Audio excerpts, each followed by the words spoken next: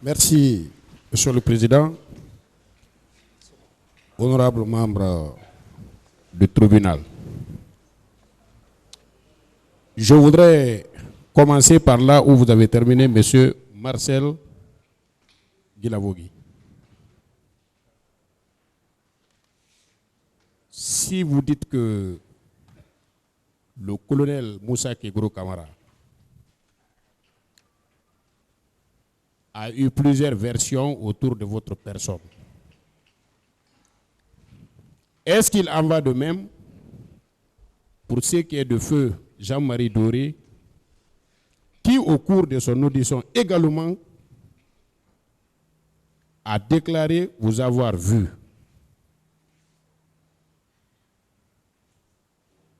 Autrement dit, si le colonel Kégourou Kamara, Moussa Kégourou Kamara, a eu plusieurs versions autour de votre personne, est-ce que feu Jean-Marie Doré également a eu plusieurs versions autour de votre personne?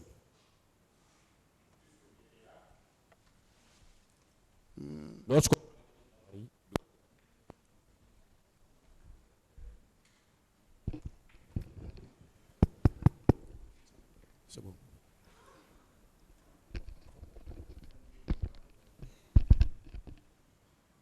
Oui. Je peux répondre? Monsieur le procureur,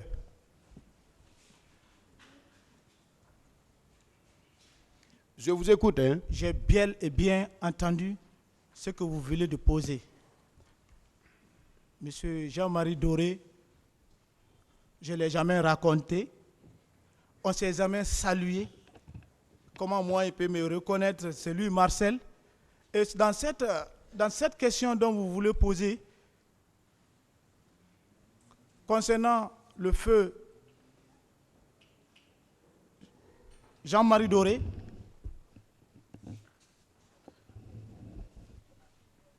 le colonel Tégourou a confirmé. Parce que vous avez posé une question courte dans une déclaration. Il dit même que j'ai dit au colonel Tégourou, traite. Tégourou est là, qui affirme devant la cour que non, ce que Jean-Marie Doré dit, ce n'est pas vrai. Marcel ne m'a pas dit cela. Il est mort. Je ne sais pas comment ceux-ci ont arrangé les situations comme ça pour mettre, je ne sais pas, mais je ne reconnais pas ça. C'est des magistrats qui vous ont interrogé. Ce sont ces mêmes magistrats qui l'ont auditionné. Donc, des agents publics qui sont sous serment. Ce n'est pas moi. Bien. Vous ne trouvez pas que vous aimez trop employer le terme chien? Monsieur Marcel Guilavogui? Oui. Jean-Marie Doré déclarait lors de son audition que vous avez demandé au colonel Moussa Kégourou Kamara, après justement pour vous répéter, l'avoir traité de traître,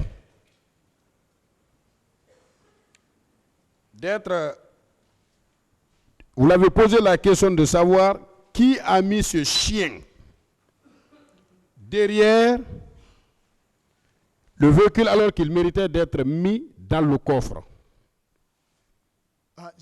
du véhicule ici à la barre. Parlant des conditions de détention et de la nourriture offerte aux détenus, vous avez répété que même à un chien, le repas qu'on offre à la maison centrale ne mérite pas. Ne trouvez-vous pas que vous aimez souvent employer le terme chien? Et qu'à mon humble sens, cela est de nature à confirmer les déclarations de Jean-Marie Doré au cours de son audition? Je peux? Allez-y, monsieur Guilavogui. J'ai bel et bien compris. Employer un mot ne signifie pas que vous êtes habitué à le dire. Moi, je n'ai pas été au stade. Ce que le feu Jean-Marie Doré est en train de dire, ce n'est pas moi. Et ce que je viens de dire pour la maison centrale, le chien, c'est un animal domestique qui est avec nous, qui mange quotidiennement avec nous, qui a besoin de réconfort. Voilà, quand tu as besoin que ton chien mange, ton chien soit en bonne condition ou même dans un état pour qu'il puisse faire bien sa garde, il faut le nourrir dans les bonnes conditions. C'est ainsi que j'ai parlé, mais je ne suis pas habitué. Mon problème, je ne sais pas si c'est celui de certains aussi, c'est l'emploi abusif du terme chien à n'importe quelle occasion. Non, mais chacun de nous, ici présents, peut employer le mot chien autant opportun que quand il y a une situation peut-être qui concerne en ce sens. Mais je ne suis pas habitué à dire, je n'insulte pas quelqu'un chien. Je ne peux pas dire à une personne de haut niveau, comme ça, même à un frère qui est plus âgé que moi, chien. Je n'ai pas cette éducation.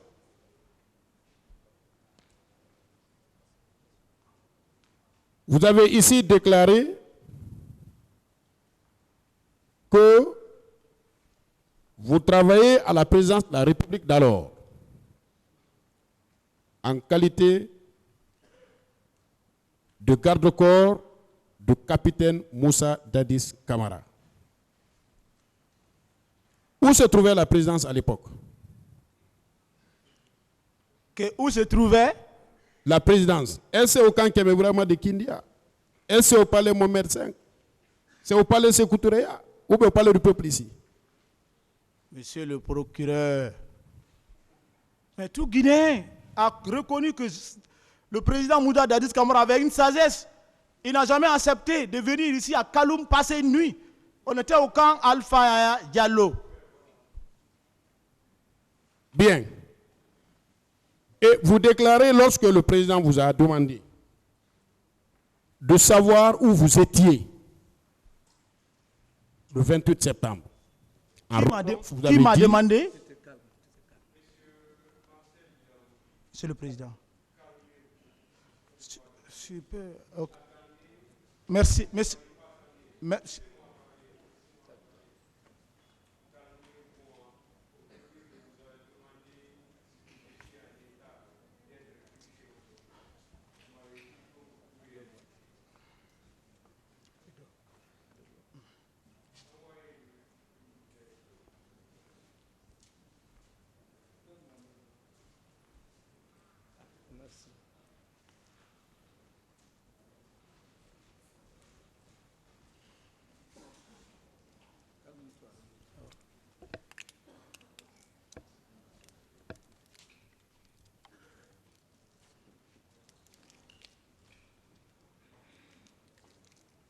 Non, on ne veut pas l'audience publique.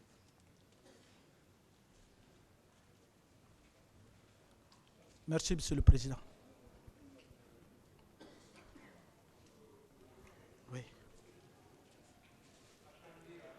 Jusqu'à ce qu'on vous pose des questions, qu'on finisse de vous poser la question, et là vous répondez.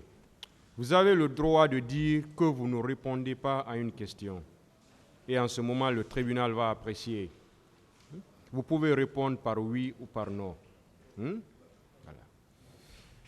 Allez-y, monsieur le procureur. Voilà. Et la présidence se trouvait où, vous dites? Où se trouvait à l'époque la présidente de la République de Guinée? Au camp Alpha Yaya Diallo.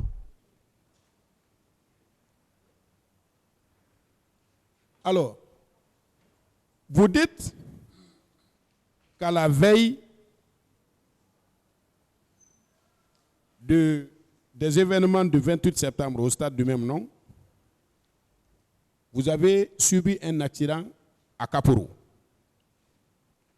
Cela suppose, à mon sens, que vous avez été évacué vers une structure sanitaire. Où avez-vous été alité alors? Monsieur le Président, Monsieur le procureur, je n'ai pas dit que j'ai fait accident à Kaporo. Je dis à Kipé. Je comprends, c'était à Kipé, parfaitement, vous avez raison. Mais où avez-vous été alité à la suite de cet accident? Quand j'ai été alité, on m'a conduit à la clinique Ambroise. Et le 28 septembre, vous y étiez toujours? Non. Après les soins, les médecins m'ont gardé durant presque 4 heures. Je leur ai dit, est-ce que je peux rentrer chez moi pour que je puisse suivre le reste? Je ne veux pas rester ici.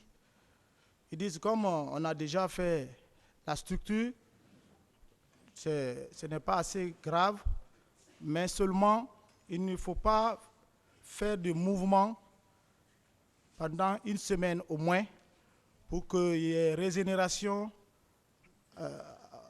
au niveau de ta langue.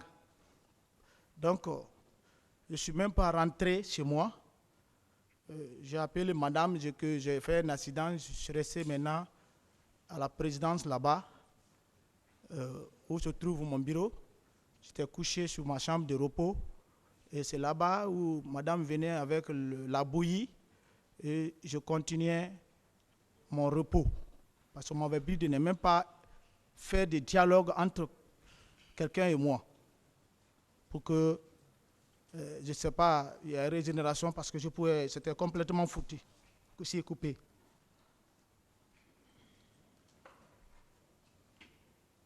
Est-ce que vous avez ne serait-ce qu'un seul document médical Bien. qui confirme cette déclaration?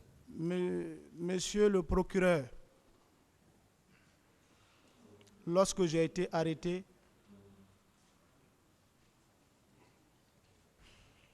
il y avait un petit cahier chez moi. J'ai dit à madame, envoie ces documents à la maison avant les événements du 28 septembre. J'ai dit, il faut garder ça. Il faut mettre ça, envoie ça. C'est les documents, les ordonnances, ainsi de suite, qui étaient écrites. Ce n'est pas, bon, c'est un accident, il n'y a pas quelque chose qui est... C'est une ordonnance. Madame m'a pris, dit, attends, je vais envoyer ça à la maison. Toi, tu aimes trop garder les choses dans ton coin là. Donc, je ne savais pas si ce jour pouvait arriver. Bien sûr, le juge Diawara a demandé. À l'époque, c'est maître Salifou, je ne sais pas, maître qui, comment dirais-je, j'ai tendance à oublier, Morlaï Silla, qu'une sœur avait pris pour avocat. Je l'avais donné, il a demandé qu'on a demandé ses preuves, j'ai donné qu'il a donné au juge de poule. Donc, on n'a pas photocopié, on lui a donné comme ça, ces documents. Je crois bien, ça s'est passé. Je ne sais pas si maintenant, ces documents sont où, mais j'avais donné à mon avocat, et mon avocat m'a confirmé qu'il a rendu au juge de poule. Le médecin qui vous a reçu pour les soins. Vous dites? Qui était le médecin qui vous a reçu pour les soins? Le médecin? Oui. Non, je ne connais pas ces médecins. Bien, mais il vous avait défendu de parler. Pour autant, vous êtes arrivé à la maison, vous avez demandé à votre épouse. Oui, quand on dit de ne pas parler, c'est sous-entendu, il ne faut pas faire des mouvements. J'ai parlé à madame, j'ai dit, on me dit de ne pas parler. Même je sentais les choses qu'il me disait, parce que madame était là en train de pleurer. Je lui ai donné des consignes, si tu me vois ici. Elle a compris. Vous l'avez donné des consignes ou vous l'avez demandé de garder le cahier contenant le document médical? Non, c'est... Quand elle est venue, c'est ton épouse. Elle est curieuse. Elle a pris le papier. Elle-même, elle dit, je vais garder ça. J'ai dit, je l'ai fait. J'ai dit, il faut l'envoyer. Envoie. C'est comme ça. Vous dites à quel corps vous apparteniez? Moi? Oui. Bon, je suis du bataillon char. Mais j'ai été renversé à l'infanterie. Bien, vous dites que vous étiez de la garde rapprochée du capitaine Moussa Dadis Camara, n'est-ce pas? Affirmatif. Quelle arme déteniez-vous? Quelle? Arme. Quel type d'arme vous déteniez? J'avais un PMAK. Oui. Et un code 45. C'est tout. Puisqu'à l'époque, vous n'avez pas de hache, de couteau autour des genoux et des sabres, vous n'en aviez pas? Moi, je ne marche jamais avec un couteau. Vous étiez placé directement sous le commandement de qui? Vous dites? Vous étiez sous le commandement de qui à l'époque? Bien qu'étant un garde rapproché du chef de l'État, d'alors, mais c'était organisé, je crois. Vous étiez sous le commandement de quelqu'un. Ah, c'est le président qui commande sa garde. Bien. Aussi, puisque vous étiez de sa garde rapprochée, nous avons entendu dire qu'à la veille des manifestations du 28 septembre 2009, une réunion à laquelle vous avez pris part a été organisée au camp Alpha Yaya Diallo. Qu'en dites-vous? Une réunion avec qui? Avec le chef de l'État d'alors et son état-major. Mais moi, je suis un simple garde de corps. Je ne peux pas assister à une réunion d'état-major. Mais vous le gardez partout où il est. Je n'ai pas bien compris. C'est vous qui assurez sa sécurité.